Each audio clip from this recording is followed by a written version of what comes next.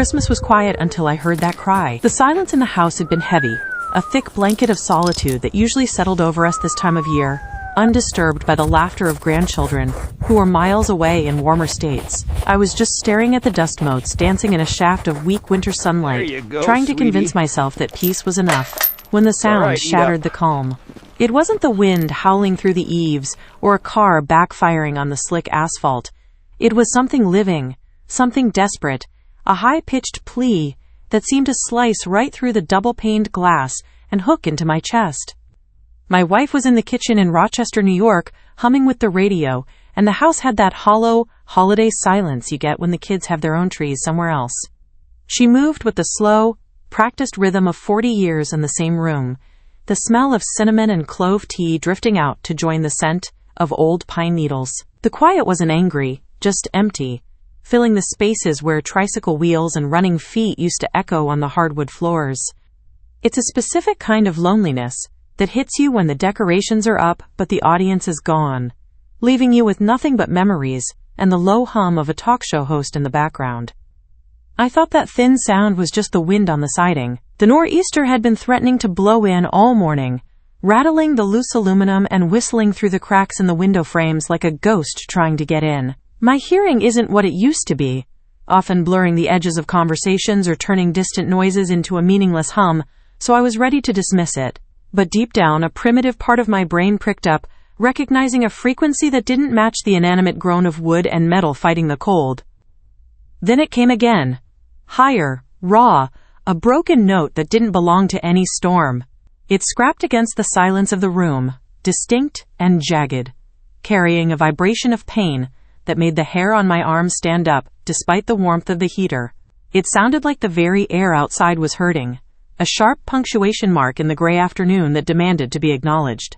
I set my coffee cup down with a clatter, the ceramic sound too loud in the stillness, realizing suddenly that this wasn't a noise I could ignore. I opened the front door, and the cold came in like it had been waiting. It rushed past me into the hallway, an aggressive, biting force that smelled of ice and wood smoke, instantly stealing the warmth we'd hoarded all morning. The sudden drop in temperature made my joints ache in protest, a sharp reminder of why I usually stayed deep inside the recliner on days like this. The storm door shuddered in my grip, fighting the wind that seemed determined to rip it from my hand and invite the winter into our sanctuary. I stood there, 67 years old, in worn slippers, listening. The flannel of my robe offered little protection against the gusts, flapping around my legs as I strained to separate the sounds of the neighborhood from the wind. I felt foolish for a moment, an old man chasing noises on a freezing porch, likely looking senile to anyone watching from a warm window across the street. But the feeling in my gut was heavy and undeniable, an anchor keeping me planted on the welcome mat despite the urge to retreat. Not a baby, not a fox, something smaller and scared.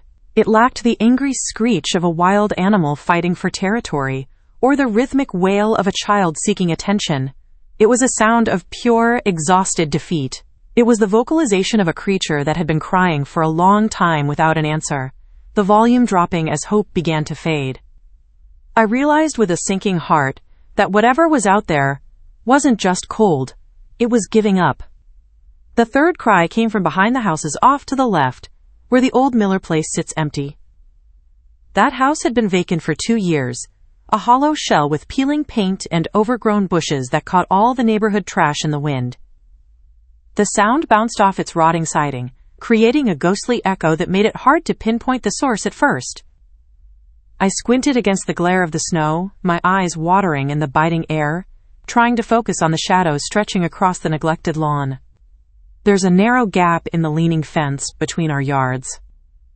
It was a jagged opening where the wood had rotted away years ago, creating a portal I hadn't looked through since the Miller family moved out and took their noise with them. The snow had piled up against the slats, hiding the bottom of the fence, but that dark vertical slice remained, framing a view I wasn't sure I wanted to see.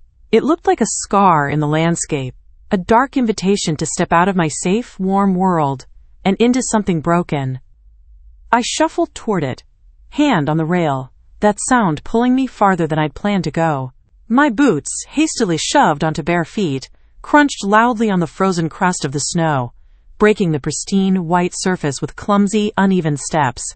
I told myself I would just take a quick look, just enough to satisfy my curiosity, but my feet kept moving past the edge of the porch.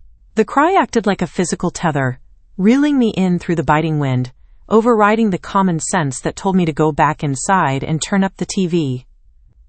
Through the gap, I saw her. The gray light of the afternoon seemed to pool around her, highlighting the stark contrast of her dark fur against the blinding white ground. At first, my brain refused to process the image, trying to tell me it was just a discarded coat or a pile of leaves blown into a corner. But then the pile moved, a small, involuntary shudder that rippled through the scene and shattered my denial. A German Shepherd puppy, maybe 5 months old, legs buried in snow, a chain running from her collar to a metal stake. She was awkwardly splayed out, her paws tucked deeply underneath her belly in a futile attempt to preserve warmth that was rapidly leaving her. The heavy iron chain looked massive compared to her neck, a cruel industrial weight designed for a junkyard beast, not a puppy whose bones were still growing. It disappeared into the ground like a root, binding her to a patch of earth that offered nothing but frost and wind. No doghouse, no blanket, just a frozen plastic bowl, and a little body shaking so hard her ears trembled. The sheer lack of compassion in the scene took my breath away, more than the cold air. There wasn't even a cardboard box or a rag to separate her from the elements. The red plastic bowl was tipped on its side. A block of ice shaped like the bottom spilled out next to it, proof that water had been there once but was long gone. Her tremors were violent, rhythmic spasms that shook the snow off her back in tiny puffs of white dust. I've seen factories close. I've watched the life drain out of this town slowly, seeing neighbors pack up U-Hauls and boarded-up windows replace flower boxes on Main Street. I've stood in unemployment lines with men who used to run entire shifts, watching the pride fade from their eyes as the winters got harder and the bank accounts got lower. I know what abandonment looks like on a grand, industrial scale, the rust eating away at machinery that used to hum with purpose. I've watched Christmas lights hang over empty porches. There's a specific sadness to a wreath hanging on a door that no one has opened in months, the velvet bow fading in the sun and collecting grime. It's the visual language of a community that is slowly forgetting itself, where traditions are kept up by fewer and fewer people each year. I thought I had grown a thick skin against that kind of visual decay, the callousness of time moving on without us. But that stubborn cry spilling out of that tiny chest into the frozen air cut deeper than all of it. This wasn't the slow, passive decay of a building. This was active, terrifying suffering happening in real time, right under my nose. It was a direct accusation against the silence of the neighborhood, a demand for mercy that made my own comfort feel like a sin. The purity of that distress, coming from something so innocent, shattered the cynical armor I'd built up over decades of watching things fall apart. She noticed me then. Her head snapped up, not with aggression, but with a sudden, jerky movement of total shock, as if she had hallucinated my arrival. The movement dislodged a layer of snow from her shoulders, revealing the dark, wet fur matted underneath. For a split second, the crying stopped, replaced by a tense, held breath that hung in the air between us. Her tail tried to move. It was the most heartbreaking thing I'd ever seen. A tiny, instinctive flicker of optimism buried under layers of freezing trauma. It wasn't a wag, just a low, weak twitch that barely disturbed the snow behind her, but the intention was clear. Even freezing to death, even forgotten, her first instinct upon seeing a human face was to offer a sign of friendship. Those dark eyes found mine, wide and wet, full of one simple question. They weren't angry, and they weren't wild. They were confused, reflecting a profound lack of understanding about why this was happening to her. It was the look a child gives you when they scrape their knee, that utter bewilderment that pain exists in the world and the expectation that you are there to stop it. She looked at me not as a stranger, but as the inevitable answer she had been waiting for, which terrified me. I tightened my grip on the rail and took a slow step toward the broken fence. The wood was rough and splintered under my palm, grounding me in the physical reality of the moment. As my mind raced with excuses to turn back, I knew that crossing that property line meant crossing a moral line too, moving from observer to participant, accepting a responsibility I wasn't sure I could carry. But my boots moved almost on their own, crunching through the icy barrier between my safe indifference and her desperate reality. And as I did, she lifted her head, the chain giving a small clink, and looked straight at me, as if this was the moment someone finally came for her. That metallic sound rang out like a church bell in the quiet yard, a sharp reminder of the physical restraints holding her back. Her gaze didn't waver, locking onto my face with an intensity that stripped away my age, my aches, and my hesitation. In that second, she decided I was her savior, and I knew I couldn't walk away without proving her right. The first thing that told me no was my back. A sharp hot spasm shot up my spine the moment I tried to crouch. A familiar enemy that usually kept me in my chair. It was the accumulation of years of factory work, of lifting things too heavy and standing too long, now screaming at me to stop being a hero. My body was a map of old injuries, and every one of them flared up in protest against the cold and the awkward posture. It protested the moment I leaned over that tired old fence. The vertebrae clicked and grounded, sending a warning signal that if I went down into that snow, I might not be able to get back up on my own. I had to grab the rotting post with both hands to stabilize myself, my knuckles turning white as I fought gravity and arthritis simultaneously. It was a humbling reminder of my own fragility, mirroring the vulnerability of the creature I was trying to reach. But the small shape in the snow didn't care about my age or my excuses. She didn't know about sciatica or blood pressure medication. She only knew the binary reality of presence versus absence. Her need was absolute, cutting through the complex negotiations I was having with my own physical limitations. To her, I wasn't an old man with a bad back. I was a giant, a source of heat, a potential end to the shivering. Up close, she looked even smaller. The distance had hidden the way her ribs were starting to press against her fur, creating hollow shadows along her flank. She was just a baby, a creature that should have been tumbling over wrapping paper and chewing on table legs, not enduring a survival situation. The scale of her suffering against the size of her body made the bile rise in my throat. The chain was so short she could barely turn. It was a cruel tether, likely meant for a much smaller tie-out, that forced her to stay in her own filth and prevented her from curling into a tight ball for warmth. It tangled around her back leg every time she shifted, tripping her up and adding frustration to her misery. The sheer lack of logic in how she was tied, short, heavy, restricting, spoke of negligence so profound it felt intentional. The snow around her was stamped into a hard little circle of paw prints, like she'd been pacing the same prison for days. That circle told the whole story of her last week, a frantic, repetitive loop of walking until exhaustion set in, then waking up to walk again. The snow inside the circle was dirty and packed down to ice, while the snow just inches away remained fluffy and untouched, a mocking reminder of the freedom just out of reach. It was a physical diagram of anxiety, a crop circle of despair carved by tiny, freezing feet.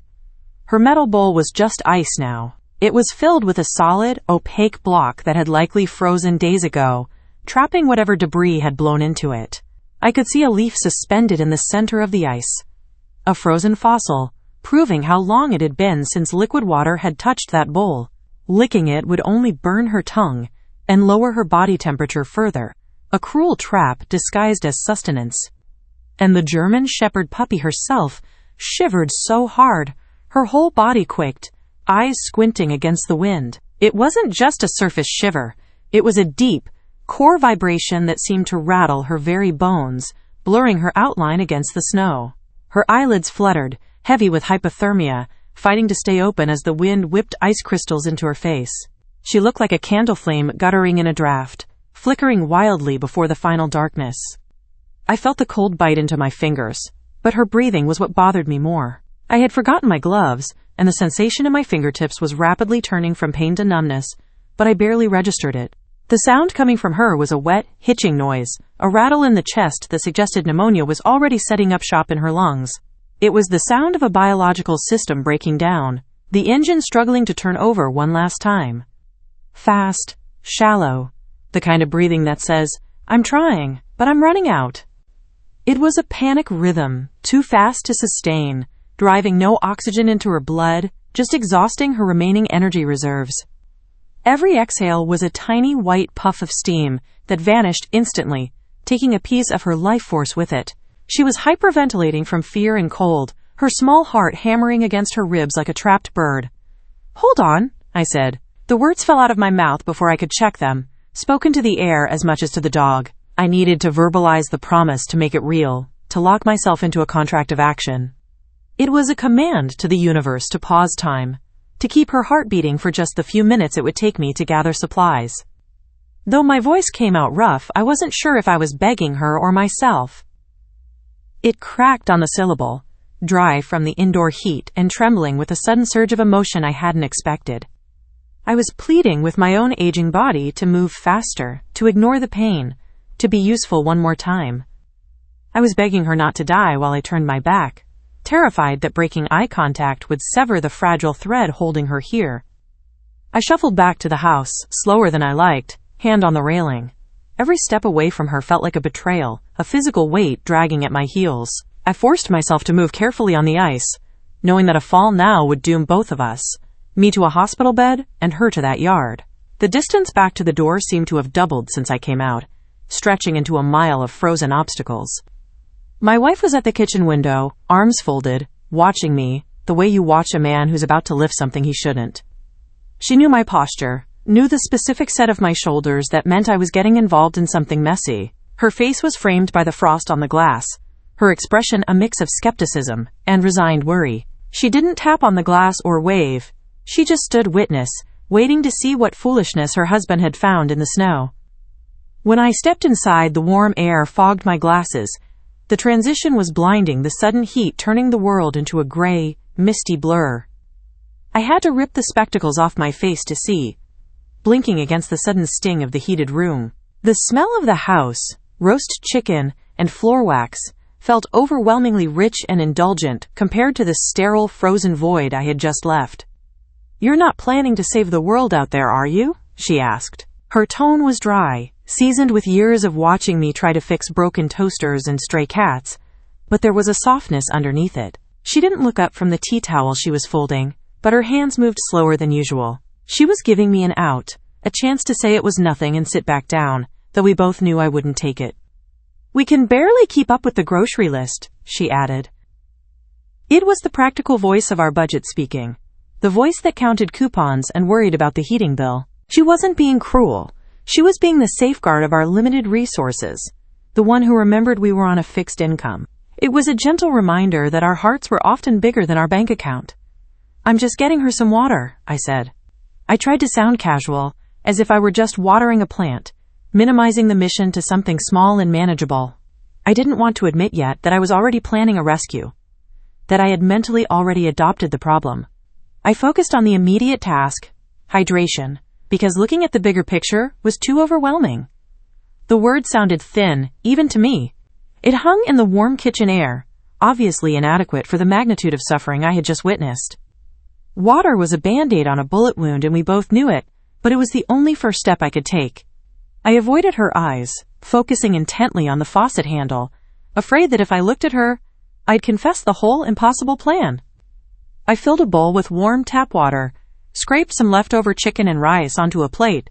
I let the water run over my wrist first, testing the temperature like it was a baby's bottle, making sure it wasn't hot enough to shock her system. The chicken was from last night's dinner, meant for sandwiches, but I piled it high, shredding the meat with my fingers to make it easier to swallow. It felt like a sacred offering, this plate of simple food, the only currency I had to trade for her life. She sighed, long and tired, then reached for a small towel. It was the sound of capitulation, the moment she decided to stop being the voice of reason and start being my partner. She opened the drawer where we kept the rag towels, the ones used for muddy boots and spills, selecting one that was soft but worn. That small gesture, handing me the towel, was her signature on the contract, her silent agreement to aid and abet. "Put this on the steps," she muttered.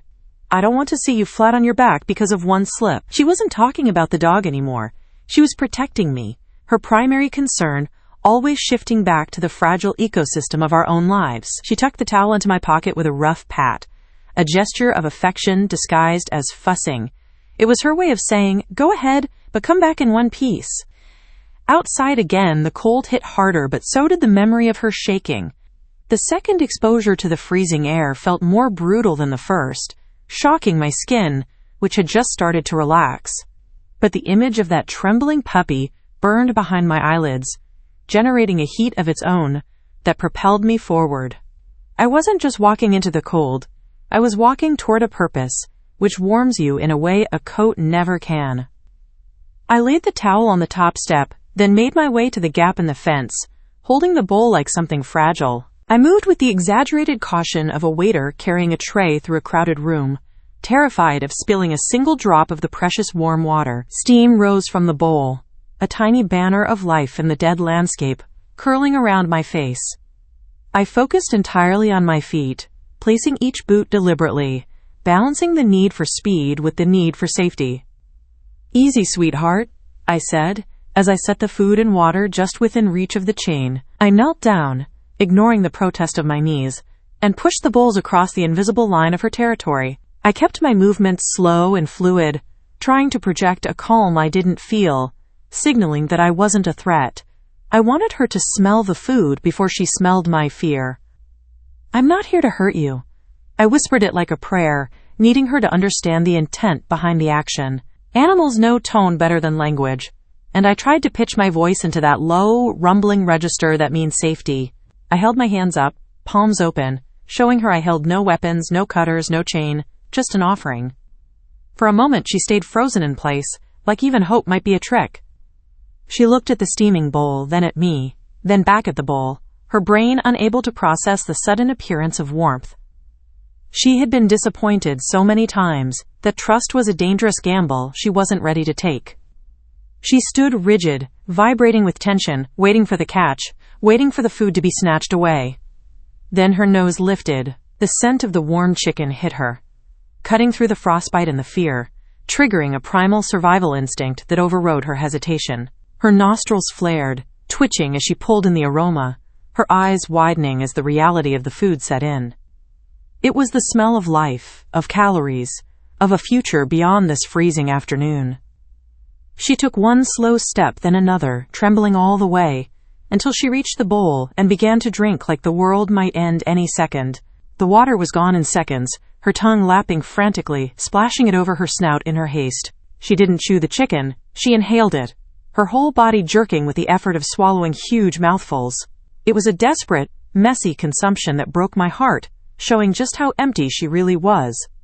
I told myself I was just helping her get through this cold spell. I built a wall of denial right there in the snow, telling myself this was a temporary intervention, not a permanent change. I wasn't stealing a dog. I wasn't adopting a dog. I was just a neighbor doing a good deed. It was a lie necessary to keep me from panicking about the legalities and the logistics of what I was doing. One day, maybe two, enough to keep the weather from doing what people had started. I bargained with fate, setting a mental timeline that I knew I wouldn't keep. Just until the storm passes, I thought.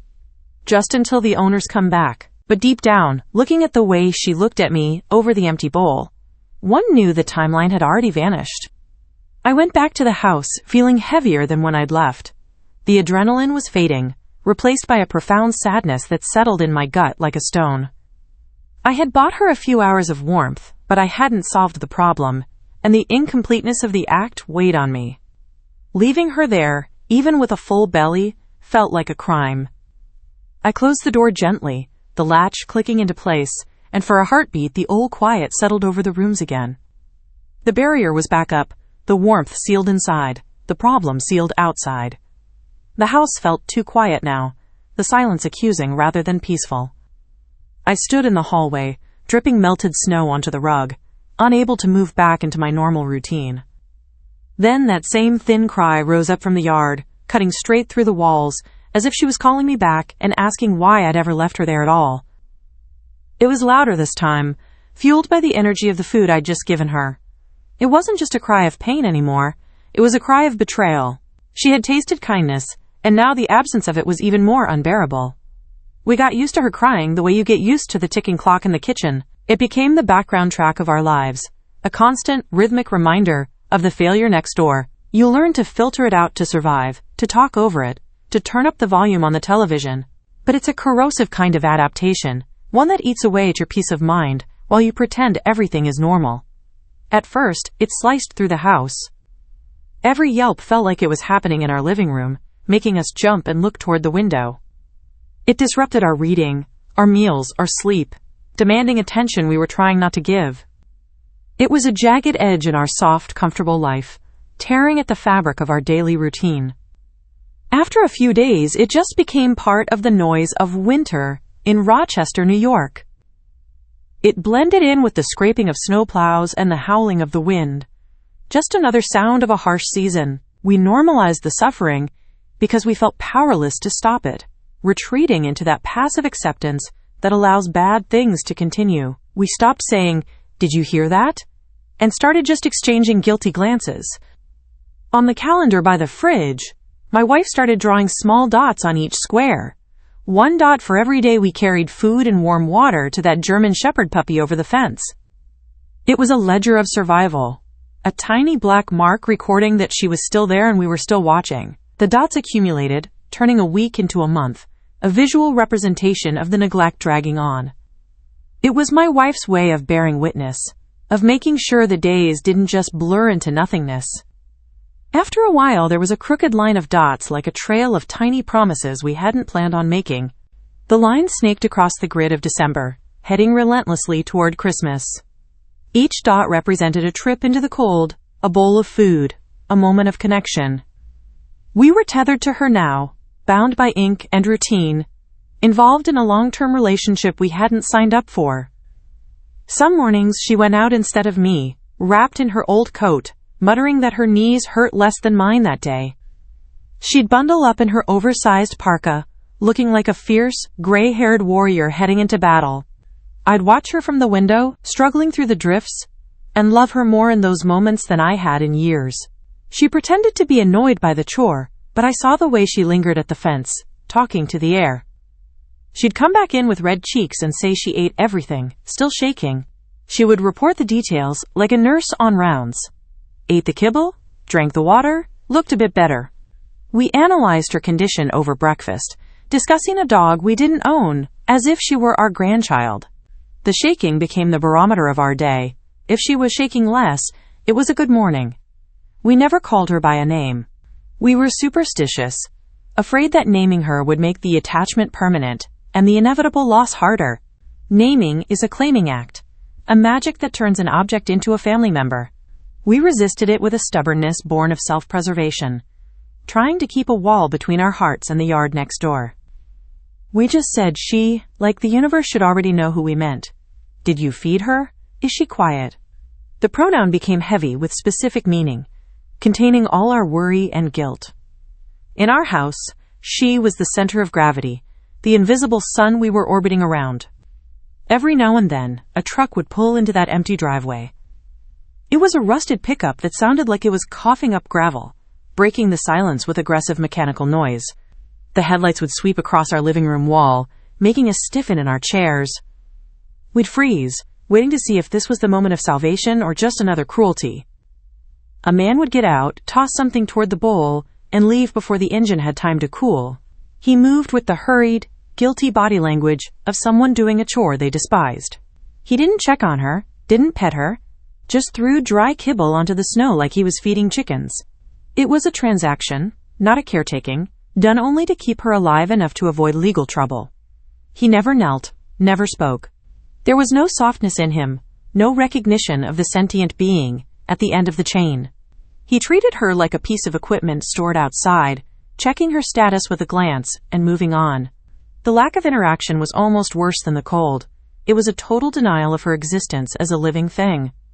Sometimes he didn't even look in her direction. He would walk to the back shed, grab a tool, and drive off, ignoring the frantic tail wagging and the hopeful yip from the fence. That indifference was a special kind of violence, erasing her even while he stood 10 feet away. It taught her that her voice didn't matter, that her presence was invisible. Seeing that did something sour to my stomach that no age ever cured. It wasn't just anger, it was a physical nausea, a revulsion at the casual cruelty of men. You think you've seen it all by the time you hit 60, but the sight of a man ignoring a crying puppy triggers a fresh, raw rage. It made me want to go out there and shout, to shake him, to demand he look at what he was doing. At night, when the house settled and the pipes clicked, I kept seeing another dog in my mind. The quiet of the bedroom became a theater for memories, projecting old images onto the ceiling. The rhythm of the heater reminded me of other winters, other dogs, blurring the line between the past and the present. I lay there, haunted not just by the dog outside, but by the ghosts of dogs long gone. When I was a boy in a small town, there was a mutt who waited for me outside the school. He was a scruffy thing, coat full of burrs, with one ear that stood up and one that flopped over. He didn't belong to anyone, really, but he belonged to the routine of my day. He was the first reliable thing I ever knew, a constant in a chaotic childhood world. Rain or snow, right by the cracked step. He was an anchor in the storm of adolescence, waiting with a patience that humans rarely possess. I'd come out the double doors, clutching my books, and there he'd be, shaking off the water, tail thumping a greeting against the concrete. It didn't matter if I'd failed a test or lost a fight. To him, I was always the main event. No one told him to. There was no training, no treats involved, just a mysterious, voluntary loyalty that I couldn't explain. He had chosen me out of hundreds of kids, a random selection that made me feel special for the first time in my life. It was a gift of pure grace, unearned and unconditional. He just decided I was his job. He took his duty seriously, trotting beside me with a protective air, growling at squirrels and checking the perimeter. He gave himself a purpose, escorting me home, and that purpose gave him dignity. He taught me that love is often just the act of showing up, over and over again. On the worst days, when the shouting at home started before I even took off my shoes, he'd press his side against my leg and walk me all the way to the creek, like he knew I needed a different kind of silence. He could smell the tension on me, sensing the vibrations of a turbulent household before we even reached the driveway. He would steer me away from the front door, nudging me toward the woods where the water ran clear and the shouting couldn't reach us. He offered his warm flank as a physical barrier between me and the world, a silent promise that I wasn't fighting it alone. I thought about that old dog each time this puppy crept a little closer. The memory overlaid the reality, superimposing that old mutt's face onto the German shepherd's. I was looking for that same spark, that same desire for connection, in her eyes. I wondered if she had the potential to be that kind of guardian, if only someone gave her the chance. At first, she'd snatch the food and jump back, chain rattling. She was feral with hunger, treating the food like stolen contraband she had to secure before the trap sprung. She would lunge, grab a mouthful, and retreat to the limit of her radius to chew, watching me with suspicious eyes. It was a dance of survival, born of the lesson that nothing good comes without a price. Then, slowly she began to linger by the fence, head tilted, listening while I stood there and talked about nothing in particular. The food became secondary to the company. She'd eat a little, then look up, her ears swiveling to catch the cadence of my voice. She started to associate my presence not just with calories, but with a break in the monotony. She was starving for sound, for interaction, for the feeling of being addressed. The weather, the neighbors, how the snow was deeper this year. I rambled about the mundane details of life, just to keep the sound waves flowing between us. I told her about the price of gas, the leak in the roof, the way my hip ached when it rained. It didn't matter what I said. The tone was the message, a steady stream of reassurance that said, I am here, and you are here, and we are together. She didn't understand the words, but she understood the way my voice softened for her. She read the frequency of kindness, the drop in pitch that signals safety to a mammal. Her posture changed, the tension leaving her shoulders, her tail lowering from a tuck to a relaxed curve. She was learning a new language, one where human voices didn't mean shouting or commands, but comfort. Most evenings, I'd sit at the kitchen table while my wife knitted in her chair by the window. It was our tableau of aging, a scene of domestic stillness under the yellow glow of the lamp. The needles clicked a rhythmic counterpoint to the silence, knitting together yarn and time. We were together, yet both of our minds were outside in the dark, pulled by the gravity of the yard next door. The Christmas lights from the street threw faint colors against the glass. Red and green blurs washed over the frost on the window pane, festive ghosts trying to cheer up a somber room. They reminded me of the season we were in, a season of miracles and charity that felt increasingly at odds with the reality over the fence. The cheerful twinkling felt almost mocking, a superficial joy painted over a deep, freezing sorrow. Out past our yard, in the dim patch of the Miller place, I could see her shape in the snow, a dark curl against all that white, still chained, still waiting. She was a smudge of ink on a pristine page, a flaw in the perfect winter landscape. The moonlight caught the metal of the chain, glinting like a harsh silver thread, binding her to the earth. She looked like a statue of endurance, carved from cold and shadow. The TV mumbled in the corner, some cheerful host talking about holiday travel. The studio audience laughed at jokes I didn't hear, their applause sounding tinny and distant. It was a window into a parallel universe, where the biggest problem was a flight delay or a burnt turkey. The contrast between that bright, fake world and the dying dog outside was jarring. And then the weatherman's tone dropped. The graphics on the screen changed from sunny maps to angry swirls of blue and purple. The banter stopped, replaced by the serious, urgent delivery used for disasters. He leaned into the camera, his expression grave, shifting from entertainment to warning. "Coldest Christmas we've seen in years," he said. "Dangerous wind chills. Stay inside if you can." He pointed to the numbers plummeting on the map, digits that meant frostbite in minutes. He talked about bringing pets indoors, covering pipes, checking on the elderly. It was a warning for the living to hide, a declaration of war from the atmosphere. I looked from the screen, to the window, to that small shadow in the yard next door. The connection was instant and terrifying. The forecast wasn't just weather. It was a death sentence.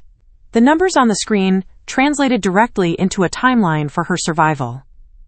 I measured the distance between the warmth of the cathode ray tube and the freezing reality of the dog, and the gap felt impossible to bridge. The chain, the empty bowl, the way she tucked herself into her own ribs for warmth. I saw her trying to make herself smaller, to minimize the surface area exposed to the biting wind. She was doing everything biology had taught her to survive, but biology wasn't enough against minus 20 degrees on a short chain. She was fighting a battle she couldn't win, armed only with fur and a heartbeat. "She won't live through this," I heard myself say quietly. It wasn't a question, it was a statement of fact, spoken to the empty air. The words hung there, heavy and final, stripping away the last of our denial. Admitting it out loud changed everything. It turned inaction into complicity. And for the first time, the ticking clock on the wall sounded louder than her cry. Her silence was more deafening than her howling had ever been. The clock counted down the seconds of her remaining life, each talk a hammer blow. The house felt pressurized, the air thick with the knowledge of what was coming. The older you get, the more you learn to live with, but not with the sound of someone shaking alone in the dark. You learn to live with aches, with loss, with the world changing faster than you can keep up. You accept that you can't fix everything, that tragedy is part of the deal. But there is a line, a specific frequency of suffering, that bypasses all your cynical defenses and hits the raw nerve of your humanity. That night, after the weather report about record cold, I sat at the kitchen table with the phone in my hand longer than I cared to admit. The plastic receiver felt heavy and sweaty in my grip, a physical link to a system I didn't trust. I rehearsed what I would say, trying to find words that would sound urgent enough to compel action but calm enough not to sound crazy.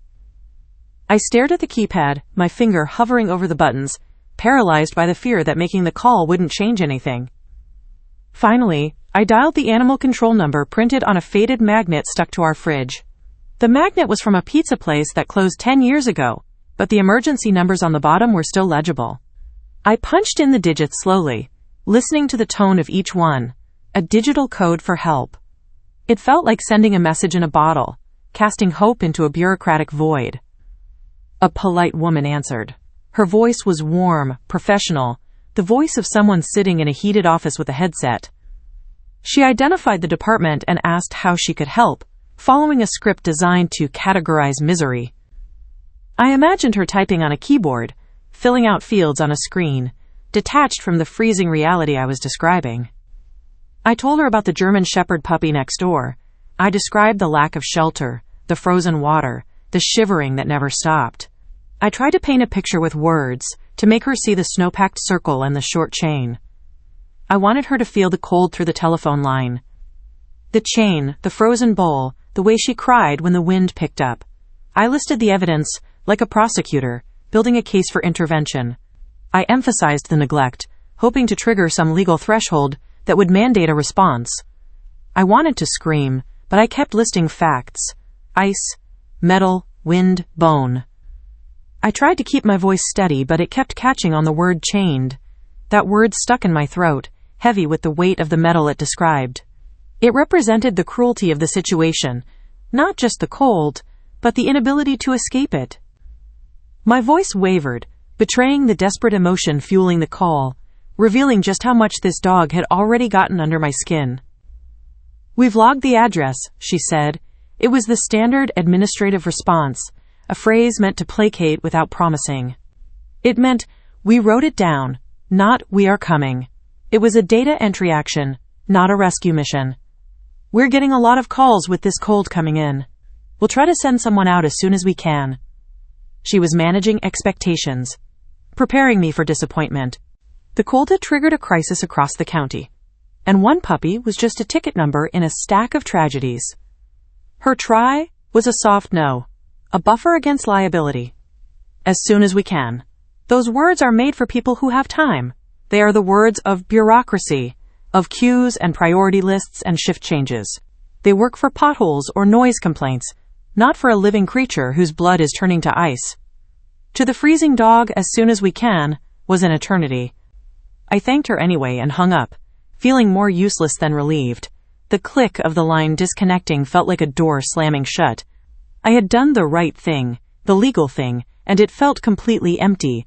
I hadn't saved her. I had just filed a report about her death. My wife set a mug of tea down in front of me. She placed it carefully on a coaster, the steam rising between us like a white flag. She didn't ask what they said. She could read the slump of my shoulders. The tea was her way of saying, "I'm here," a small comfort in a helpless moment. "You called," she said. "That's something." She was trying to offer absolution, to validate the effort even if the result was failure. She wanted me to feel like I had done my duty so I could sleep that night. It was a kindness, but it felt hollow. "It's not enough," I answered. The truth tasted bitter. A phone call doesn't warm a body. A log entry doesn't block the wind. I knew, with a terrifying clarity, that the system had failed, and the burden was back on us. "We've done what we can," she told me softly. "We're not 20 anymore. We can't fix everything." She touched my hand, her skin papery and cool, reminding me of our shared limitations. She was the anchor to reality, pleading with me to accept the boundaries of our age and our power. She was afraid for me, afraid I would break myself trying to fix the unfixable. I didn't argue, but the picture of that puppy curled in the snow wouldn't leave my mind. It was burned into my retina, a static image of misery that overlaid everything I looked at. I looked at the stove and saw the frozen bowl. One looked at the rug and saw the snow. The image was persistent and demanding, refusing to be filed away with the, quote, completed tasks. When we went to bed, the house felt too warm compared to the yard outside. The duvet felt heavy and suffocating, the heat from the vent feeling like an unearned luxury. I kicked off the blankets, then pulled them back up, trapped in a cycle of guilt. Every degree of warmth I enjoyed felt like something I was stealing from her. The contrast made it hard to breathe. The disparity between my comfort and her agony created a pressure in my chest. I lay there hyper-aware of the insulation in the walls, the roof over my head, the miracle of central heating. It felt wrong to be safe when she was so close and so exposed. The wind started up later, whistling around the corners of the house like it remembered some old grudge. It was a predatory sound, hunting for cracks to enter, scratching at the shingles. It sounded personal, a malevolent force scouring the earth. I imagined what that wind sounded like, with no walls to stop it. I lay awake, watching the ceiling, thinking about another winter. The shadows from the streetlights played across the plaster, forming shapes that looked like memories.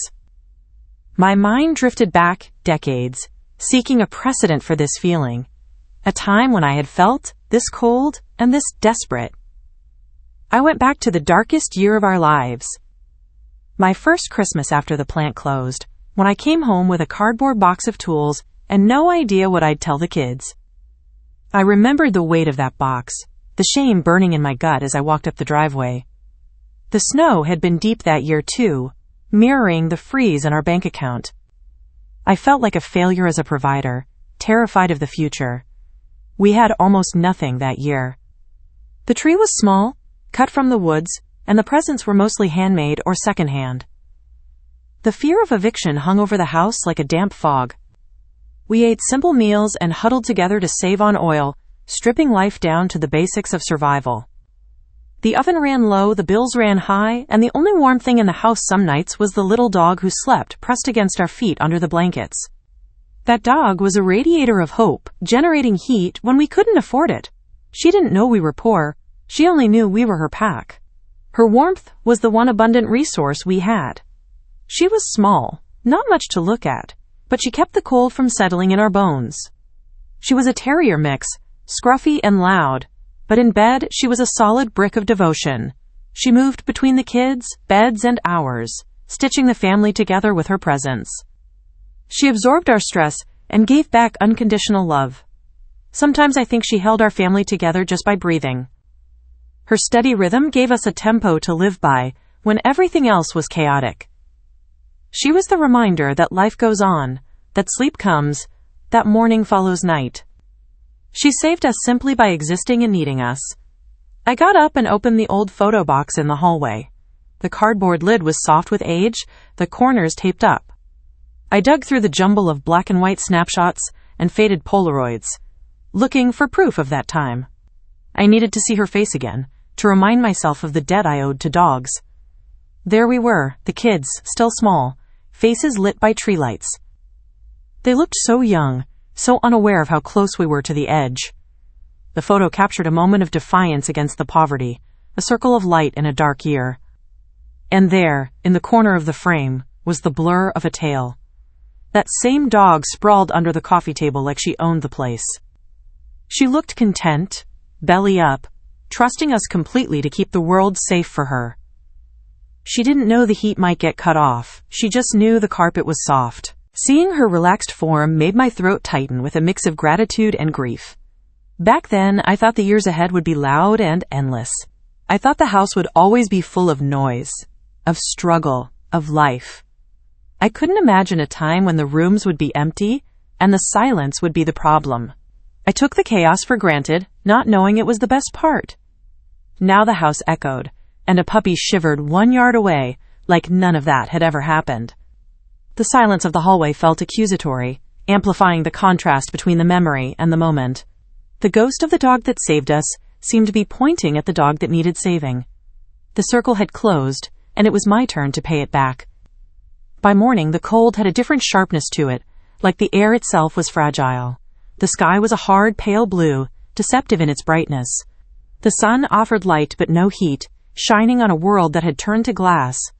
It was the kind of cold that snaps branches and freezes breath in the throat before you can exhale.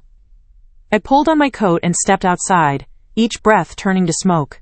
The zipper felt stiff and freezing against my chin. My breath hung in the air in thick white clouds, lingering like unspoken words. I braced myself against the drop in temperature, squinting against the glare. The snow squeaked under my boots as I walked to the gap in the fence. It was a high-pitched, dry sound, the sound of snow that has lost all moisture and become powder. The yard was eerily still, the wind having died down to leave a vacuum of freezing air. I dreaded what I would find, my heart hammering a slow, heavy rhythm. She was still there. The shape was the same, but the energy was gone. She hadn't moved to greet me, hadn't lifted her head at the sound of the door. She was a dark mound in the snow, a part of the landscape now, almost buried by the drift. The same little body, only now she barely moved at all. The shivering had stopped, which terrified me more than the shaking. It meant her body had given up the fight to generate heat, entering the final stages of shutting down. She looked deflated, smaller, as if the cold had eroded her substance. Snow had clumped in her fur, crusted around her collar. Ice balls hung from her belly fur, dragging her down. A layer of frost coated her back, showing that she hadn't moved enough to shake it off. She was beginning to look like something discarded, something inanimate. Her chain was locked into the ice, leading to a stake that looked welded to the frozen ground. The metal links had sunk into the snow and frozen solid, reducing her range of motion to zero. She was pinned to the earth, trapped by physics as much as by the collar. The stake looked like a tombstone marker in the white field. For a long second, I couldn't tell if her chest was rising. I stared, holding my own breath, willing her to move. I looked for the tiny puff of steam, the slight expansion of the rib cage. Time stretched out, suspended in the silence of the morning. That was the first moment I thought, clear as day. If I wait for someone else to come, I might be too late. The realization hit me like a physical blow. The cavalry wasn't coming. The authorities were busy. The owner didn't care. It was just me and the ice. Sometimes age doesn't give you the luxury of thinking things through. We spend our lives weighing consequences, saving for retirement, being careful. But in a crisis, wisdom isn't about deliberation. It's about recognition. You see the truth and you act, or you don't. You just wake up one morning, look at what the world is doing, and realize that if you don't move now, you'll be too late. The deadline had arrived. There was no more. Tomorrow, no more. Wait and see. The clock had run out, and the decision was making itself. I tried calling animal control again. I went back inside, fingers numb, and dialed the number with a desperate hope. I needed permission. I needed backup. I needed someone to tell me it was okay to intervene. I wanted the law on my side before I broke it. Same number, same cold plastic under my fingers. The familiarity of the phone felt mocking now. The buttons felt stiff. I stood in the kitchen, watching the steam rise from my wife's coffee, feeling like an intruder in my own calm life. This time, it didn't even ring to a person, just an automated voice wishing me happy holidays and asking me to leave a message. The cheerful robotic voice was a slap in the face. Happy holidays sounded grotesque against the reality of the dying dog. It was the ultimate symbol of a system that had closed up shop for the season, leaving the vulnerable to fend for themselves. I left my name, our address in Rochester, and the words German Shepherd puppy chained in the yard, barely moving. I spoke clearly, enunciating every word, leaving a verbal trail of evidence. I wanted there to be a record of the emergency, a timestamp on the neglect. I sounded calm, but my hand was shaking. But my own voice sounded far away, like it already knew no one was coming today. I heard the futility in my own tone. I was talking to a machine that wouldn't be checked until Monday. I was shouting into a void, and the void was answering with silence. When I set the phone down, my wife was watching me from her chair by the window. She hadn't moved, but her attention was focused entirely on me. She had her reading glasses on, but she wasn't reading. She was waiting for me to catch up to the conclusion she had already reached. We didn't say anything at first. The silence between us was heavy with understanding. We had been married 40 years. We didn't need a debate to know what the other was thinking. We communicated in glances and sighs, a shorthand of a lifetime together. We just listened to the wind press against the glass. It was picking up again, a low moan that rattled the panes. It was the sound of the enemy at the gate. It was the sound of the time running out. If we don't do something, I finally said, we're going to look at that spot of snow for the rest of our lives and know what's under it. I voiced the haunting that would follow us if we did nothing. I knew that looking out that window would become a torture, a daily reminder of cowardice. The yard would become a graveyard in our minds, haunting our coffee and our quiet mornings forever. She closed her eyes for a moment, then opened them and nodded once. It was a solemn nod, a judge handing down a verdict. She accepted the burden, the risk, the trouble. She chose the haunting of action over the haunting of regret. Get your coat, she said. I'll find the old blanket. She stood up with a newfound energy, the decision made. She moved with purpose, heading to the linen closet. She was no longer an observer. She was the logistics manager of a rescue operation. I took the rusted wire cutters from the hook in the garage, the ones I used to use on garden fencing. They were heavy, orange-handled things, stiff with disuse and cold grease. I squeezed the handles, testing the mechanism, praying they were sharp enough for heavy chain. They felt like a weapon in my hand, a tool of liberation. She brought out a heavy wool blanket that used to live on our bed when the kids were small. It smelled of cedar and attic dust. It was a thick, scratchy tartan, improved by years of washing. It was a blanket with a history of keeping people warm, ready for one more job. We stepped out together. We looked like a strange pair of burglars, armed with blankets and pliers in broad daylight. We walked shoulder to shoulder, united in our minor crime. The neighbors' houses were closed and quiet, their blinds drawn against the cold. Her hand looped through my arm to steady both of us. The ice was treacherous, and we leaned on each other for balance. It was a physical representation of our marriage, propping each other up when the footing got slippery. We moved as a single four-legged entity, slow but determined. The cold bit hard as we crossed into the neighbor's yard. Crossing that property line felt momentous. We were trespassing, we were breaking the law, but the cold was the only law that mattered right now, and we were answering to it. Up close, the puppy looked even smaller against the white ground, her fur crusted with ice, eyes dull but still tracking us. She didn't lift her head, but her eyes followed our movement. There was no hope in them, just a dull observation of her final moments. She was witnessing her own end, too tired to be afraid. When we spoke, we kept our voices low, and sure, like we were talking to a frightened child. We narrated our movements to keep her calm. "It's okay," we murmured. "We're coming." We projected a bubble of safety with our tone, trying to envelop her in it before we even touched her. "Hey there, sweetheart," I murmured. "We're here now. We're going to get you out of this." I crouched down, my knees popping, ignoring the pain. I wanted to be on her level, to show her I wasn't a threat from above. I wanted my face to be the first thing she saw when she came back to the world of the living.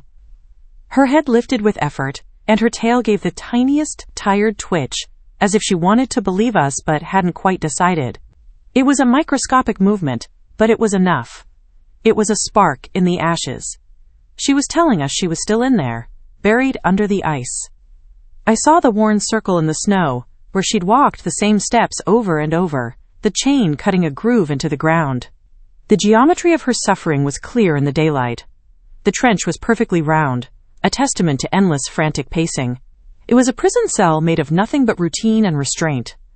No fresh straw, no sign of real shelter, just the record of how long she'd been forgotten. The lack of care was absolute. There wasn't even a token effort to keep her warm. It was a scene of pure abandonment, clear as a written confession. I knelt as far as my knees would allow and put my hand on the frozen metal link near her collar. The metal burned my skin, sucking the heat straight out of my hand. It was an intimate connection with the instrument of her torture. I gripped it hard, feeling the weight of it, the unjust heaviness of it on her small neck. If someone shows up right now and tells me to stop, I thought, feeling the cold burn into my palm, I'm not letting go. A fierce protectiveness surged through me, a stubborn old man rage. I would have fought the owner right there in the snow. I would have fought the police. I had crossed the Rubicon. The sound of the chain dropping into the snow was louder than any Christmas bell I've ever heard. Snip. The tension released instantly. The chain slithered off her neck and hit the ground with a heavy, dead sound. It was the sound of freedom, unmusical, but beautiful. It was just a small clink and a dull thud, but it felt like the whole yard took a breath. The atmosphere changed instantly. The tether was severed. The geometry of the circle was broken. The world opened up. The last link gave way under the cutters, and for a second, nothing happened. I held my breath, waiting for her to bolt. I expected a reaction, a leap, a bark. But trauma doesn't disappear just because the lock is broken.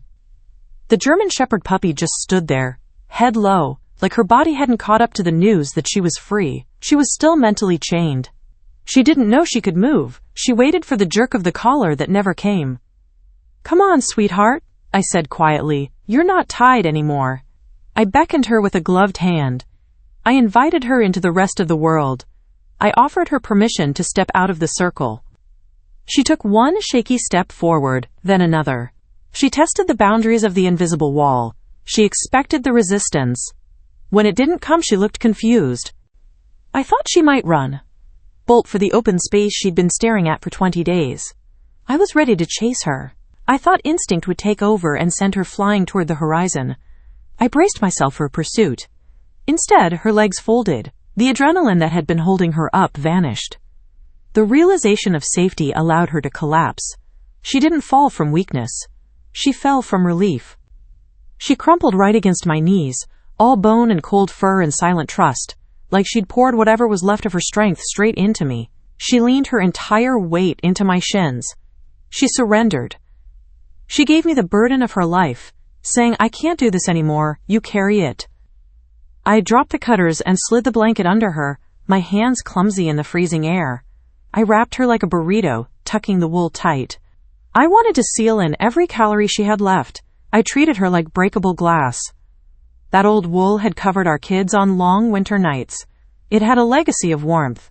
It had comforted fevers and nightmares. Now it was doing its most important work yet. Now it wrapped around this trembling body as if it had just been waiting for another job. The fabric seemed to embrace her. It was a transfer of family history, wrapping the stray in the same cloth that held our children. It was an adoption ceremony performed in wool. My wife knelt as far as her joints allowed and tucked the edges in around the puppy's paws. She fussed over the corners, making sure no air could get in. She touched the puppy's face with a gentle, mothering hand. She was claiming her. "Oh, you poor girl," she whispered, voice breaking on the last word. The tears finally came, freezing on her cheeks. She saw the full extent of the damage up close. Her heart broke open right there on the snow. For the first time, the puppy answered with more than a cry. It wasn't a sound. It was a gesture. It was a communication of gratitude. She lifted her muzzle just an inch and gave the lightest, uncertain lick against my wife's wrist, as if to say she'd heard every soft thing we'd said to her through that fence. That rough, dry tongue on skin was a contract sealed. It was an acknowledgement of the voice that had kept her alive. It was the first act of love she had strength to perform. We carried her carefully to the car, my arms screaming under the weight but my chest feeling strangely light. She was heavier than she looked, dead weight in the blanket. My biceps burned, my back flared, but I felt strong. I felt like I was carrying the Holy Grail. My wife held the doors and fussed with the blanket, making sure no draft could find its way in. She ran ahead, opening the car, blasting the heat. She created a warm capsule for transport. She was the advance guard. On the drive to the clinic, the world outside blurred by in white and gray. I drove with intense focus, ignoring the speed limit. The snowbanks, the houses, the trees were just scenery. My world had narrowed to the bundle in the back seat. Inside, all I could feel was the warmth slowly coming back into the bundle on my lap. My wife held her as I drove, but I could feel the heat radiating from the heater vents. The shivering was changing frequency. The thaw had begun. Her breathing, at first ragged and fast, began to settle into a slower rhythm against my ribs. The panic was receding. The air was filling her lungs without the bite of frost. She was realizing she wasn't going to die today. My own heart was pounding so hard it almost embarrassed me, like I was some kid sneaking out on his first adventure. I felt alive. The rush of breaking the rules, of saving a life, washed away the gray numbness of old age. I was a hero in a Buick. When we finally carried her through the clinic doors, the vet looked from the puppy in my arms to our faces, taking in the whole silent story in one long glance. He saw the snow on our coats, the old blanket, the look of desperate determination. He didn't ask for paperwork. He knew a rescue when he saw one. He laid a gentle hand on her side, listened, then met my eyes and said quietly, "She's going to make it. But what happens next? That part is going to be up to you." He put the ball in our court. He offered a prognosis and a challenge. He saved the body, but he knew the soul needed a home. The scariest thing about an old person's house isn't the silence. It's how quickly you get used to it. You adapt to the lack of disruption. You start to protect your peace too fiercely. You forget that noise is often the sound of life happening. They kept the German Shepherd puppy at the clinic for a couple of days to warm her up, treat the frostbite, make sure her heart and lungs were strong enough to carry her forward. We visited, but we slept at home. The house felt huge without her. The yard felt haunted by the empty circle. The vet talked about fluids and monitoring and numbers on charts. He spoke in medical jargon, explaining creatinine levels and core temperatures. He showed us x-rays and blood work. We listened politely to the science. We just nodded because we didn't have the right questions, only the right feeling. We didn't care about the numbers. We just wanted to know if her eyes were bright. We trusted our gut more than the charts. When we walked back out into the parking lot without her, my arms felt strangely empty. The muscle memory of her weight lingered. I missed the burden. I felt lighter, but not in a good way. That old wool blanket lay folded on the back seat, holding the outline of where she'd been. It was a ghost of the puppy. It held her shape and her smell, It was an empty shell waiting to be filled again. At home, the house opened its mouth and swallowed us again. We stepped back into the quiet. The clock ticked. The fridge hummed. The routine tried to reassert itself. My wife set 2 cups of tea on the table, like always.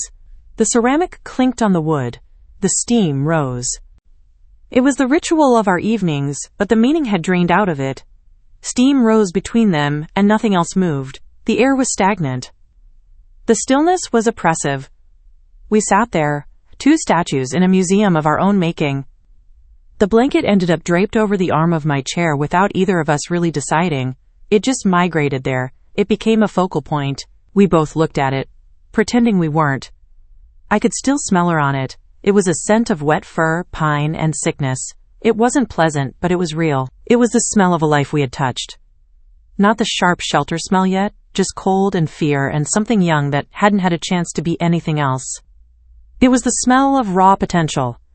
It was the smell of a slate waiting to be written on. It was the smell of Leora before she was Leora. That night I lay in bed and listened the way you do when you think you've heard a noise.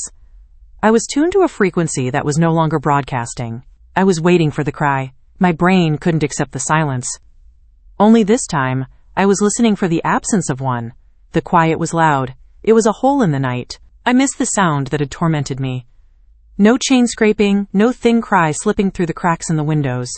The acoustic landscape was flat. The distress signal had stopped. Peace had returned, but it felt like loss. You'd think that would make it easier to sleep. Logic says, quiet leads to rest. Logic says the problem is solved. But the heart doesn't follow logic. It didn't. I tossed and turned. The sheets felt rough. The silence kept me awake, wondering if she was warm, if she was alone in a cage. Instead, my mind walked backward to our first Christmas in this house, when the paint was fresh, and our backs didn't hurt so much. I retreated into nostalgia. I summoned the ghosts of the past to fill the empty room. I replayed the greatest hits of our family life. There'd been a tree in the corner, crooked but bright, and the living room was crowded with wrapping paper and little feet. The memory was Technicolor. I could hear the ripping paper. I could smell the cookies. I could feel the energy of a young family. Our son had fallen asleep on the floor, with his face buried in the neck of the dog we had then, her tail thumping softly while the lights blinked over both of them. It was the perfect image of peace, boy and dog, safe and warm. It was what a home is supposed to look like. The noise back then felt endless. It was a cacophony of shouting, laughing, barking, TV. We thought it would never stop. We complained about it then. I remember stepping into the hallway just to catch my breath from all the joy. It was overwhelming. It was too much life in one room. Now I was starving for just a scrap of that chaos. Now the same walls watched 2 old people move slowly from chair to chair. We were the curators of the museum. We moved carefully, preserving the silence. We were fading into the furniture. The only new sound? The ticking of the kitchen clock and the refrigerator humming. The appliances were the loudest things in the house. They marked the passage of time without meaning. They were the soundtrack of waiting for the end. All that history, and still it felt like something was missing that we'd only just met. The past wasn't enough, we needed a future. And the future had 4 legs and was sitting in a cage across town. We had almost finished our tea when the phone rang, sharp and sudden in the quiet. It startled us both. The tea sloshed in the cup. It was an intrusion from the outside world. My wife picked it up, listened, then put it on speaker so I could hear. She shared the news instantly. She wanted me to be a witness. Her hand hovered over the phone, protective and anxious. "This is the clinic," a kind voice said. "She's stable. She's a fighter. But we have a problem with space over the holidays. Can I ask you both a difficult question?" The preamble was polite, but loaded. The butt was doing a lot of heavy lifting. We knew what was coming. There are questions you know the answer to before anyone even asks them on the phone. The intuition kicked in. We looked at each other. The air in the kitchen changed pressure. The woman from the clinic cleared her throat. She was nervous. She didn't want to impose. She was advocating for her patient. "With this cold and the holidays, we're short on space," she said. "We were wondering if you might consider taking the German Shepherd puppy home, at least as a temporary foster, just so she doesn't have to spend Christmas in a cage." She framed it as a favor. She framed it as temporary. She gave us an out, but she appealed to our conscience. My first instinct was to say no. The reflex of self-preservation fired. No chaos, no mess, no vet bills. Keep the life simple. My knees already sounded like old floorboards when I stood up. The body voted no. The aches voted no. The fatigue voted no. My blood pressure pillbox rattled louder than my car keys. The pharmacy on the counter was a reminder of my frailty. I was a patient myself. How could I care for another one? A young dog, especially a German Shepherd puppy, isn't exactly a small project. They are high energy. They chew, they run. They need a leader, not a retiree. What if we're gone before she is? I asked before I could stop myself. The darkest fear spoke out loud. The fear of dying and leaving her behind again. It was the responsibility of mortality. The word surprised me, hanging there between us like frost in the air. I had named the elephant in the room. I had admitted we were old. It was a brutal truth to put on the breakfast table. After we hung up, my wife and I sat at the kitchen table under the yellow lamp. The light pooled on the formica. We sat in the cone of silence. We had a decision to make. No music, no TV, just the hum of the fridge and the question between us. The question took up all the space. To take her or not? To open the door or lock it? We're too old for a puppy, she said first, staring at her hands. She was looking at her knuckles, swollen with arthritis. She was being practical. She was saying what everyone would say. We can't walk her like she deserves. We'll trip over her toys. You hate getting up at night. And what if one of us ends up in the hospital? She listed the risks, the falls, the sleep deprivation, the medical emergencies. It was a solid case against adoption. I nodded because every word made sense. Logic was on her side. Reason was on her side. The statistics were on her side. My body had been telling me we were done with big responsibilities. I had retired for a reason. I wanted rest. I wanted ease. We'd earned our quiet. We had raised kids. We had worked jobs. We had paid our dues. Why start over? But she added after a moment, do you remember how she leaned into my wrist when you cut that chain? The counter argument. The emotional trump card. The memory of the touch. Her voice softened. She didn't fight. She just gave herself over to us, like she decided we were her last chance. She saw the trust. She saw the surrender. She felt the weight of being chosen. Remember when you said we were too old for a cat? She added, a small smile creeping in. She used history against me. She reminded me of my past failures to resist. She teased me with my own soft heart. That was 20 years ago. We still ended up feeding every stray on the block. She pointed out the pattern. We were serial rescuers. We couldn't help ourselves. It was who we were. We went back and forth like that for a long time. The tennis match of logic versus love. The pros and cons list. The negotiation with fate. Reasons why we shouldn't. Memories of every animal that had slipped into our life anyway. The fear of loving something we might have to say goodbye to. The bigger fear of doing nothing and trying to live with that. The fear of loss is the price of love. We weighed the cost. Maybe we don't have 20 years, I said finally, but we have this Christmas, and she has right now. I reframed the timeline. Forget the decade. Look at the day. Live in the present. As if the house had been waiting for that sentence, the doorbell rang. The timing was cinematic. The universe punctuated my sentence. Fate knocked on the door. We looked at each other, then shuffled to the front hall. We moved in unison. We knew who it was. The anticipation was electric. On the porch stood a volunteer from the clinic, shoulders dusted with snow, holding a carrier. He was a delivery man of destiny. He brought the package. He smiled, knowing he had won. Inside, curled on a blanket, was the puppy wearing a tiny red Christmas scarf. It was a manipulative touch, the scarf. It was adorable. It broke down the last defense. She looked like a gift.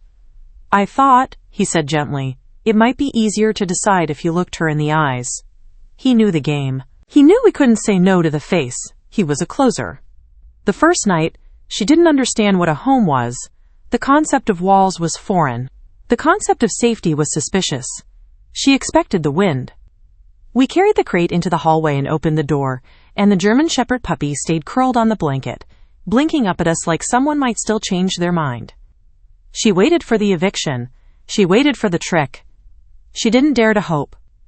When she finally stepped out, one paw at a time, She tested the rug as if it might disappear right under her feet. She treated the carpet like ice. She walked on eggshells. She was ready to bolt. She moved slow, circling close, free of the chain, but still walking like something heavy was hanging from her neck.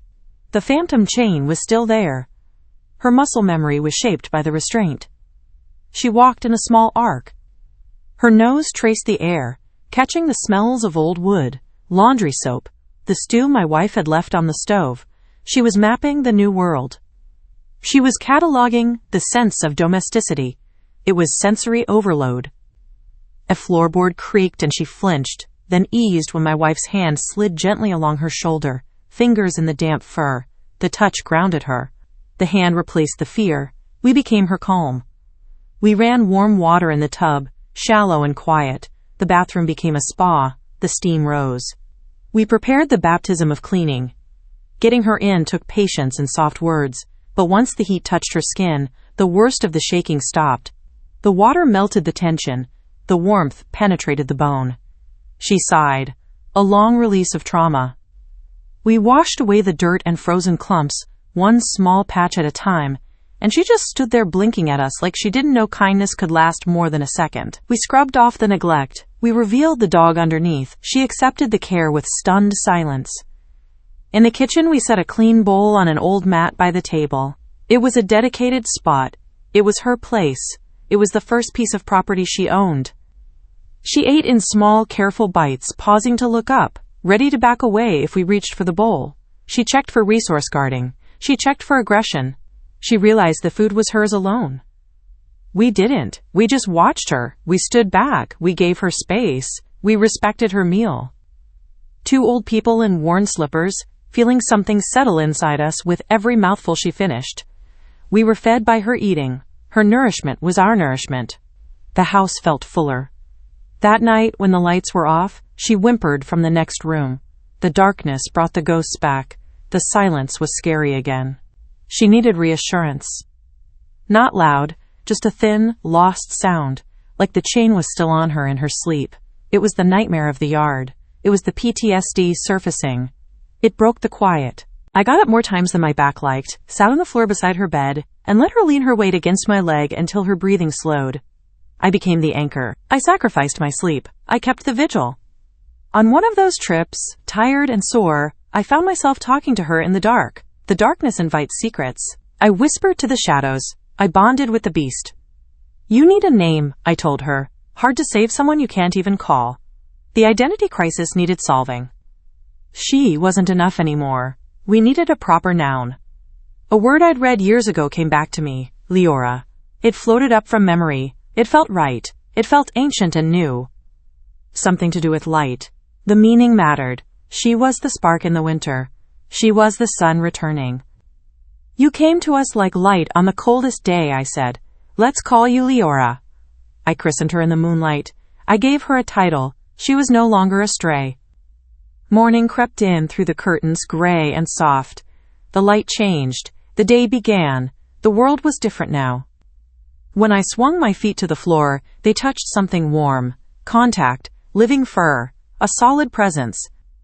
There she was, Leora, stretched out beside the bed, her head resting on my old house shoe, finally sleeping deep and quiet, as if she decided at last that this place might really be hers.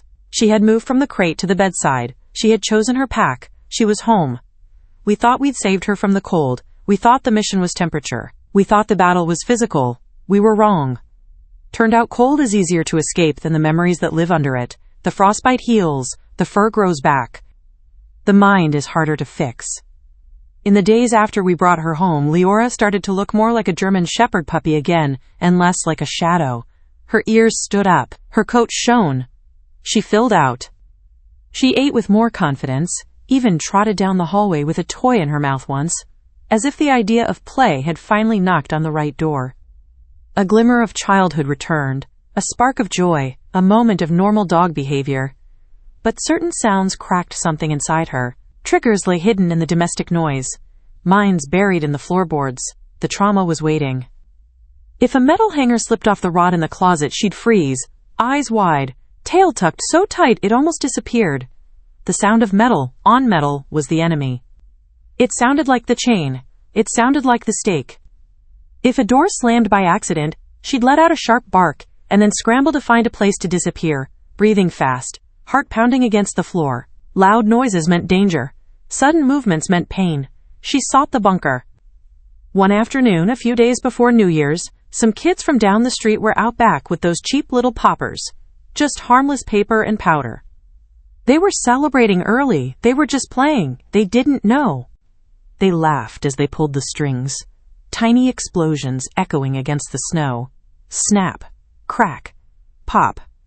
It sounded like gunfire to a nervous system. The first pop sounded and Leora vanished. She didn't run, she teleported. The flight response was instantaneous. She sought the deepest hole. By the time I got to the kitchen, she was wedged under the table, pressed flat against the wall, shaking so hard her nails clicked against the tile. She was trying to merge with the drywall. She was vibrating with terror. She was back in the yard. Her chest heaved, eyes unfocused, like she'd been yanked back to that frozen yard all over again. The flashback was total. She wasn't in a warm kitchen. She was trapped in the cold.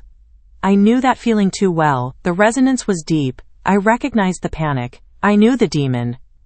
It's the same one I had as a boy, hiding at the back of a closet while voices rose in the other room, or later, when certain sounds brought back things I'd tried to bury.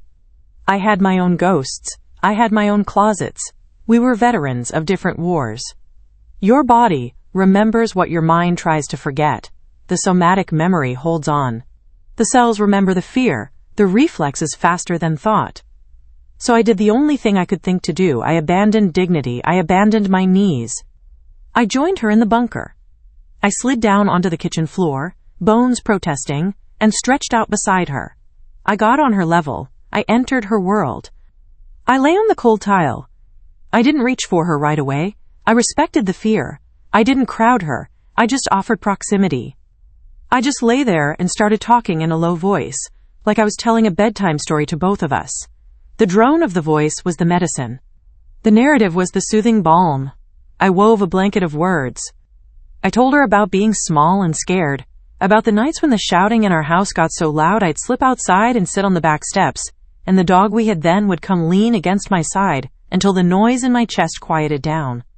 I shared my trauma. I told her she wasn't alone. I told her dogs had saved me before. How sometimes the only thing that kept me from running away was the weight of her head on my knees, the anchor of love, the reason to stay, the saving grace of a pet. As I talked, Leora's breathing began to change. The rhythm synced with mine. The panic subsided. The hyperventilation stopped. Her tremors slowed, became little shivers, then long sighs. The adrenaline burned off. The muscles relaxed. The storm passed.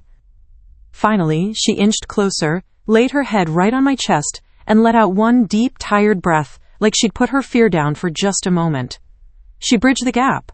She trusted the man on the floor. She rested her burden on my heart. I kept going, saying things I hadn't said out loud in 50 years, while her eyes drifted closed and her body grew heavy against me. It was a confessional. It was therapy. I healed a piece of myself while healing her. By the time my wife peeked in, both of us were lying there on the kitchen floor, one old man and one young dog, stitched together by the things we survived. We were a heap of broken parts making a whole. We were a tableau of survival. She saw the bond. The next morning, with Leora dozing at my feet, the phone rang again. The outside world calling. The administrative reality check. The deadline approaching. It was the shelter. The polite voice returned. The paperwork needed processing. The system needed an answer. Their voice gentle, but businesslike. They weren't pushing, but they were asking. They needed the bed or the signature. Technically, she's still under our care, they said. We need to update her status. Are you ready to decide if Leora is staying with you for good? The moment of truth. The fork in the road. The final question. At 67, you don't really expect there to be anything under the tree for you. You expect socks. You expect cards. You don't expect life-changing gifts. Mostly, you're just grateful the lights still work, and the coffee's hot. The bar is low. The joys are small. Contentment is the goal. That Christmas, the house felt different before anyone even knocked. The energy had shifted. The static was gone. The house felt alive. Leora padded from room to room, sniffing at the tinsel, pausing by the window every time a car door shut outside. She was the spirit of the holiday. She was investigating the magic. She was guarding the joy. When our daughter finally came in with the grandkids, coats and scarves and noise, they all stopped short in the doorway. The invasion of the family. The chaos returned. Then the silence of awe. "Wow," our grandson said. "She's big." The sheer size of the puppy surprised them. She was a wolf in the living room. She was impressive. Our daughter gave me that look, the one that tries to be gentle and worried at the same time. The "are you senile" look, the concern for the aging parent, the skepticism. "Are you sure you two can handle a German Shepherd?" she asked quietly. "It's a lot, Dad." She voiced the reasonable doubt. She was the voice of the world, telling us we were too old. She was wrong. Before I could answer, Leora walked over to the smallest of the kids, who was clutching a soft, stuffed snowman. The dog moved with purpose. She ignored the adults. She targeted the child. She lowered her head, took the toy from those tiny hands with the slowest, most careful grip, then laid it back down in the little girl's lap, and wagged once, as if to say, "I'll play your way." It was a demonstration of gentleness. It was a peace offering. It was pure instinct. Later, when the noise settled and the dinner dishes were done, my wife sank into her favorite chair with a small groan. The feast was over. The fatigue set in. The house quieted down. Without being called, Leora crossed the room and rested her head gently on my wife's knees, breathing in sync with her, like she'd appointed herself guardian of tired bones. She knew who the matriarch was. She offered comfort. She paid her rent in love. I sat by the fireplace, and somehow the stories I told that night didn't come out as heavy. The mood was lighter. The shadows were gone. The presence of the dog changed the narrative. Same memories, same years, but the context had shifted. The bitterness was gone. The loneliness was gone. But there was Leora stretched at my feet, warm and solid, glancing up every time my voice broke and staying right where she was until I found it again. She was the emotional support. She was the anchor. She kept me steady. On the coffee table next to the half-empty cookie plate lay a neat stack of papers from the shelter. The contract. The legal binding. The adoption certificate. No legal drama. No big speeches. Just a line for a signature that meant Leora wasn't going anywhere else after this. It was a simple act. Pen on paper. A life changed with ink. We signed them there by the fire, my hand shaking more than I'd admit, and my wife slid her hand over mine when I set the pen down. We signed together. We committed together. It was a second wedding vow. We don't know how many Christmases we've got left in this house, but I know this one won't be forgotten. The future is uncertain. The end is coming. But this moment is eternal. Not by her, not by us, and maybe not by whoever is watching this and thinking about the dog they heard crying somewhere once. The story ripples out. The memory persists. The legacy is established. When the house finally went quiet again, Leora curled up on her bed by the fireplace, still wearing that faded red Christmas scarf the clinic gave her. She was the centerpiece. She was the gift that breathed. She was the heart of the room. The glow from the tree lights flickered over her fur as I tucked a small blanket around her back. I performed the nightly ritual. I ensured her warmth. I worshipped at the altar of the dog. She sighed in her sleep, one paw twitching, as if chasing something better in her dreams. She was running in green fields. She was chasing rabbits. She was free. And all it took for this little miracle to happen was that we didn't shut the window the night we heard her cry, the pivotal moment. The choice to listen, the refusal to ignore. It might feel like your best days are behind you, the lie of aging, the feeling of obsolescence, the belief that the story is over. I used to think the same thing until the night I heard a puppy crying in the snow. The catalyst for change, the wake-up call, the proof of life. If you're my age, you know what it's like to slow down, the deceleration, the stiffness, the world moving too fast. Your back argues with you. Your knees have their own opinions. The body becomes a noisy roommate. It complains. And you start believing the world should ask its big questions to someone younger? You abdicate responsibility. You step back. You think you are done. But helping someone smaller than you doesn't need youth. Compassion isn't a sport. Kindness doesn't require cartilage. It just requires will. It just needs a moment when you say, "Not on my watch," the line in the sand, the moral stance, the decision to act. Leora gave us a new rhythm to our days, a reason to open the curtains earlier, to talk more softly in the mornings, to laugh at the way she trips over her own paws when she's excited. She reset the clock, she brought music back, she brought laughter. She brought warmth into a house that had gotten far too quiet. She filled the void. She chased out the ghosts. She made the house a home again. And all because we listened, really listened, when no one else did. The power of attention. The miracle of hearing. The act of witnessing. There are so many dogs like her out there, cold, waiting, hoping someone hears them. The world is full of cries. The need is endless. The snow is deep. Most of them don't need a hero. They don't need Superman. They don't need a miracle. They just need one person who decides not to walk back inside and pretend they didn't hear anything. They need a witness. They need a neighbor. They need you. Sharing stories like this helps more than you think. The algorithm of hope, the digital ripple, the spread of awareness. Every time someone watches or likes or shares a video like this, it reaches another pair of ears. The network grows, the message travels, the rescue expands. Maybe someone in your town will hear crying in the snow one night and remember Leora. The inspiration strikes, the memory triggers action, a life is saved by a story. Maybe they'll pick up the phone, or step outside, or open their car door, and make room for a life that didn't have any left. The chain of events. The domino effect of kindness. We can be quiet heroes, you and I. No fanfare, no press conference. Just decent people doing decent things. We don't need capes. We don't need powers. We just need ears. We just need heart, and a few moments where we choose compassion over convenience. The choice is simple. The cost is low. The reward is infinite. This little guy's journey from abandonment to rehabilitation shows how important nonprofit rescue groups really are. Support the system. Fund the rescuers. Value the work.